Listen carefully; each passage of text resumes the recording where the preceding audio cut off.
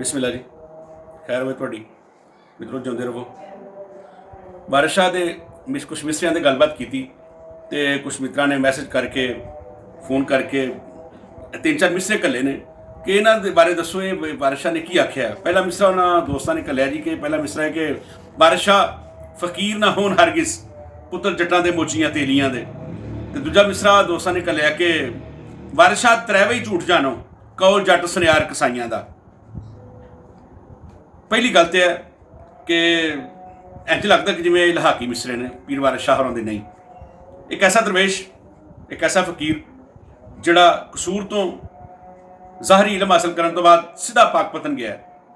ਉਹਨਾਂ ਨੇ ਬਾਬਾ ਫਰੀਦ ਦੇ ਹਵਾਲੇ ਨਾਲ ਬੜੀ ਸੋਹਣੀ ਗੱਲ ਕੀਤੀ ਹੈ ਕਿ ਗਨ ਸ਼ੱਕਰ ਨੇ ਆਨ ਮੁਕਾਮ ਕੀਤਾ, ਦੁੱਖ ਦਰਦ ਪੰਜਾਬ ਦਾ ਦੂਰ ਹੈ ਨਹੀਂ। ਅਤੇ ਫਿਰ ਮੁਰੀਦ ਉਹਨਾਂ ਦਾ ਸੀ ਜਿਨ੍ਹਾਂ ਨੇ ਸਾਰੀ ਹਯਾਤੀ ਬੰਦਿਆਂ ਨੂੰ ਬੰਦਿਆਂ ਦੇ ਨਾਲ ਜੋੜਿਆ ਅਤੇ ਆਖਿਆ ਕਿ ਫਰੀਦਾ ਖਾਲਕ ਖਲਕ ਮੇ ਖਲਕ ਵਸੇ ਰੱਬ ਮਾਂ, ਅਤੇ ਮੰਦਾ ਕਿਸ ਨੂੰ ਆਖੀਏ ਜਾਂ ਤਿਸ ਬਿਨ ਕੋਈ ਨਾ। ਯਾਨੀ ਕਿ ਉਹਨਾਂ ਨੇ ਇਨਸਾਨੀਅਤ ਦੀ, ਮੁਹੱਬਤ ਦੀ, ਬੰਦਿਆਂ ਨੂੰ ਬੰਦਿਆਂ ਨਾਲ ਜੋੜਨ ਦੀ ਅਤੇ ਰੱਬ ਦੇ ਬੰਦਿਆਂ ਨਾਲ ਪਿਆਰ ਕਰਨ ਦੀ ਗੱਲ ਸਿਖਾਈ। ਹੁਣ ਵਾਰਿਸ ਸ਼ਾਹ ਇੱਕ ਦਰਵੇਸ਼ ਬੰਦਾ ਸੀ, ਫਕੀਰ ਇਨਸਾਨ ਸੀ, ਕੁਰਾਨ ਦਾ ਹਾਫਜ਼ ਸੀ, ਪੜ੍ਹਿਆ ਲਿਖਿਆ ਸੀ। ਉਹ ਕਿਸੇ ਬਰਾਦਰੀ ਦੇ ਖਿਲਾਫ ਕਿਵੇਂ ਗੱਲ ਕਰ ਸਕਦਾ ਹੈ? ਉਹਦੇ ਸਮਾਜੀ ਫਤਵੇ ਤੇ ਮੌਜੂਦ ਨੇ। ਇੱਕ ਉਹਨਾਂ ਦਾ ਫਤਵਾ ਵੇਖੋ, ਸਮਾਜੀਆਤ ਦੇ ਹਵਾਲੇ ਨਾਲ, ਇਮਰਾਨੀਆਤ ਦੇ ਹਵਾਲੇ ਦੇ ਨਾਲ ਕਿਆ ਸੋਹਣੀ ਗੱਲ ਕਰਦੇ ਨੇ। ਆਖਦੇ ਨੇ ਕਿ ਹੋਵੇ ਚੂੜਾ ਤਰਕ ਹਰਾਮ ਮੁਸਲਮਾਨ ਸਭ ਉਸ ਦੇ ਨਾਲ ਦੇ ਨਹੀਂ, ਤੇ ਸੈਯਦ ਸ਼ੈਖ ਨੂੰ ਪੀਰ ਨਾ ਜਾਣੀਏ ਹੋਏ, ਅਮਲ ਕਰੇ ਜੇ ਚੂੜੇ ਚੰਡਾਲ ਦੇ ਨਹੀਂ। ਯਾਨੀ ਕਿ ਉਹਨਾਂ ਹਸਬ ਨਸਬ ਦੀ ਗੱਲ ਕੀਤੀ ਹੋਈ ਨਹੀਂ। ਜਿਹੜਾ ਬੰਦਾ ਹਸਬ ਨਸਬ ਦੀ ਗੱਲ ਨਹੀਂ ਕਰ ਸਕਦਾ, ਉਹ ਕਿਸੇ ਬਰਾਦਰੀ ਦੇ ਖਿਲਾਫ ਕਿਵੇਂ ਗੱਲ ਕਰ ਸਕਦਾ ਹੈ?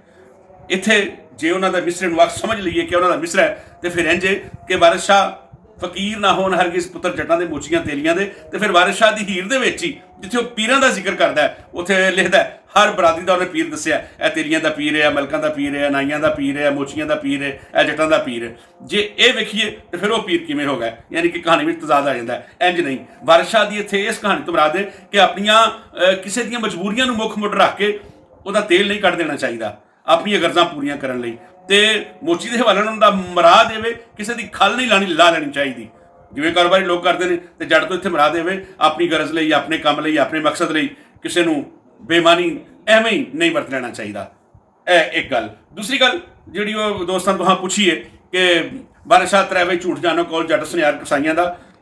ਹੋ ਸਕਦਾ ਹੈ ਕਸਾਈ ਕਾਰੋਬਾਰੀ ਸ਼ਖਸ ਆਪਣੀ ਚੀਜ਼ ਵੇਚਣ ਲੱਗਿਆ ਆਉਂਦੇ ਨੇ ਯਾਰ ਹੁਣ ਤੇ ਇੱਕ ਦੂਜਾ ਮਕਾਨ, ਅਤੇ ਮੈਂ ਯਾਰ ਠੱਗਾਂ ਜਾਂ ਚੋਰ ਠੱਗਾਂ, ਤੈਨੂੰ ਕੀ ਗੱਲ? ਇਸ ਤਰ੍ਹਾਂ ਨਹੀਂ। ਜੇ ਕਸਾਈ ਚੀਜ਼ ਵੇਚਣ ਲੱਗਿਆ ਝੂਠ ਬੋਲ ਸਕਦਾ ਹੈ, ਦੂਸਰਾ ਬੰਦਾ ਵੀ ਬੋਲ ਸਕਦਾ ਹੈ, ਜੱਟ ਵੀ ਬੋਲ ਸਕਦਾ ਹੈ, ਆਮ ਬੰਦਾ ਵੀ ਬੋਲ ਸਕਦਾ ਹੈ, ਅਤੇ ਤੀਸਰਾ ਕੀ ਕੋਲ ਜੱਟ ਸੁਨਿਆਰ ਕਸਾਈਆਂ ਦਾ, ਸੁਨਿਆਰਾ ਵੀ ਬੋਲ ਸਕਦਾ ਹੈ। ਇੱਥੇ ਇਹ ਉਹ ਕਾਰੋਬਾਰੀ ਤਬਕਾ ਮੁਰਾਦ ਹੈ, ਅਤੇ ਉੱਥੇ ਵੀ ਉਹ ਕਾਰੋਬਾਰੀ ਲੋਕ ਮੁਰਾਦ ਨੇ। ਵਾਰਿਸ ਸ਼ਾਹ ਨੇ ਸਿਰਫ ਨਾਂ ਲਿਆ ਹੈ, ਅਤੇ ਜੇ ਇਹਨਾਂ ਦੇ ਮਾਨਵੀ ਤੌਰ 'ਤੇ ਇਹਨਾਂ ਦੀਆਂ ਪਰਤਾਂ ਖੁੱਲ੍ਹਣ ਲੱਗੀਏ ਤਾਂ ਉਹੀ ਮੁਰਾਦ ਬਣਦਾ। ਕਿਸੇ ਲਈ ਤੇਲ ਨਹੀਂ ਕੱਢ ਦੇਣਾ ਚਾਹੀਦਾ, ਕਿਸੇ ਦੀ ਖੱਲ ਨਹੀਂ ਲੈਣੀ ਚਾਹੀਦੀ, ਕਿਸੇ ਨੂੰ ਆਪਣੀਆਂ ਗਰਜ਼ਾਂ ਲਈ ਕੰਮ 'ਤੇ ਨਹੀਂ ਲਾਣਾ ਚਾਹੀਦਾ, ਫਿਰ ਉਹਦੇ ਨਾਲ ਪੂਰਾ ਵਰਤਾਵਾ ਵੀ ਰੱਖਣਾ ਚਾਹੀਦਾ। ਮੇਰਾ ਖਿਆਲ ਹੈ ਕਿ ਵਾਰਿਸ ਸ਼ਾਹ ਦੇ ਇਹਨਾਂ ਮਿਸਰਿਆਂ ਨੂੰ ਇਸ ਤਰ੍ਹਾਂ ਵੇਖਣ ਦੀ ਲੋੜ ਹੈ। ਤੁਹਾਡੀ ਖੈਰ ਹੋਵੇ ਜੀ।